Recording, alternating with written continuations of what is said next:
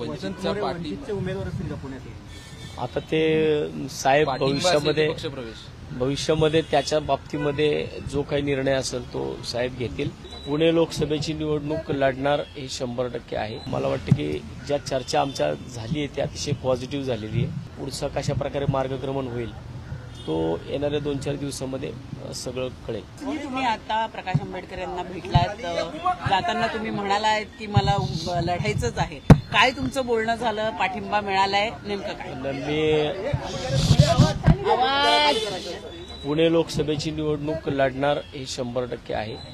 उलट मी माझं नशीब समजतो की मला वंचित बहुजन आघाडीचे सर्वे आंबेडकर साहेब यांनी मला इकडे बोलवलं आणि मला एवढा वेळ त्यांनी दिलाय आणि या वेळेमधून अतिशय चांगल्या प्रकारची चर्चा झालेली आहे.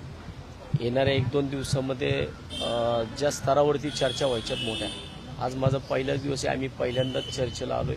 अजून पुणे लोकसभेची निवडणूक ही 4थ्या टप्प्यामधली आहे, ती खूप लांब आहे. त्यामुळं मला वाटतं की ज्या चर्चा आमच्या झाली आहे ती अतिशय पॉझिटिव्ह झालेली आहे आणि त्याच्यामध्ये जे काही पुढचे मार्ग असतील, पुढचा कशा प्रकारे मार्गक्रमण होईल तो येणाऱ्या 2-4 दिवसामध्ये सगळं कळेल. चर्चा सकारात्मक दृष्टीनं सुरू झालेली आहे असं म्हणायला हरकत नाही?